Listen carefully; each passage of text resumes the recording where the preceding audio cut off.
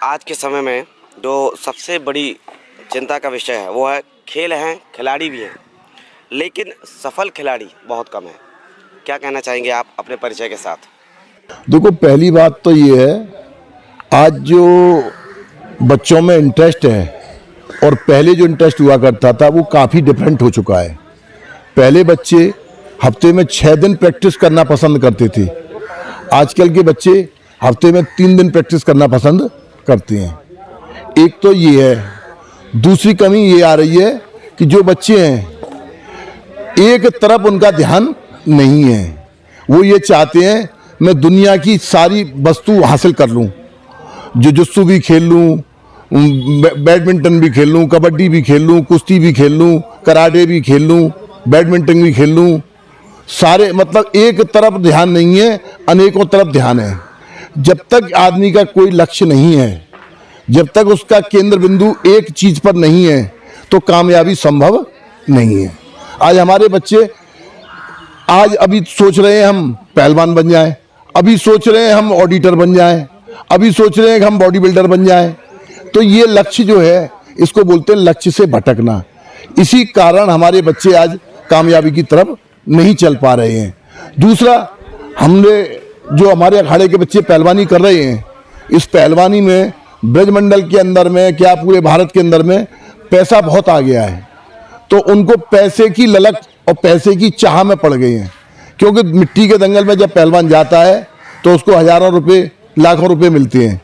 और national competition में, state competition में जब जाता है तो मैं एक साथ में 10-10, 15-15 तो बाउट लड़नी पड़ती है। उसके बावजूद भी पैसा एक भी मिलता नहीं है।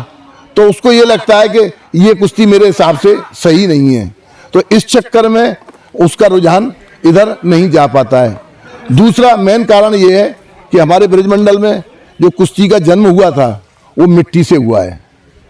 मैट की कुश्ती का चलन अभी भी हुआ है, बढ़ा है, पहले के देखते हुए बढ़ा है, लेकिन अभी भी कम है। दूसरे, मैट के प्रशिक्षक नहीं है हमारे यहाँ पर। उनकी वजह से हमारे जो अखाड़ों पे जो उस्ताद खलीफा हैं वो सब ज़्यादातर मिट्टी की कुश्ती के उस्ताद खलीफा हैं। तो वो बच्चों को मिट्टी की कुश्ती के बारे में ही ज़्यादातर, तो वो बच्चों का भी रुझान मिट्टी की तरफ बन के रह जाता है। आज हमारा उत्तर प्रदेश में एक से बढ़कर एक चुनिंदा पहलवान है और वो हिंदुस्तान के माने हुए पहलवानों से लड़ रहे हैं। लेकिन अगर मेडल की कैटेगरी में जाते हैं तो उनके पास में एक स्टेट का मेडल भी नहीं है। जैसे कि आपको तो आप डेली दुनिया में जाते हैं, हमारे ब्रजमंडल के जो पहलवान हैं वो भारत के सीओं को धूल चटा रहे हैं। ये नहीं है कि एक पहलवान है, ऐसे अनेक पहलवान हैं और सब में चल रहे हैं, लेकिन इस क्षेत्र में उनका रुझान नहीं है। मेरा सबसे पहलवानों से, सभी से, उस्ताद खलीफाओं से मेरा ये करबद्ध प्रार्थना है, अपील है कि अपने बच्चों को समयानुसार इस प्रकार की ट्रेनिंग दें और नेशनल चैंपियनशिप में, स्टेट चैंपियनशिप में बच्चों को अधिक से अधिक संख्या में उतारें, जिससे बच्चों का मनोबल बढ़े और उनको मेडल मिले और हमारा देश तरक्की की तरफ, जैसा कि आपने कहा था, खेल है और खिलाड़ी नहीं है। अगर ये चीज़ हमारे उस्ताद खलीफा वगैरह और हमारे क्षेत्र में इस चीज़ का प्रचार प्रसार हो तो हमारे को वो दिन दूर नहीं कि हमारे बच्चे एक दिन कामयाबी का बुलंदी पर दिखें और झंडा गाड़ दें कामयाबी का। हाल ही में जैसा ब्रजभूषण जी का आपने एक विवाद सुना था और उस विवाद में उनकी जो इच्छा थी कि कोटा सिस्टम जो है हमें ख़त्म कर देना चाहिए, और वो कोटा सिस्टम ख़त्म भी हुआ। उसके बाद जो पहलवान थे जिन्होंने ये विद्रोह किया था, जिन्होंने धरना प्रदर्शन किया था और उन्होंने ट्रायल अभी जो दिया है उसमें वो सब फेल हो गए।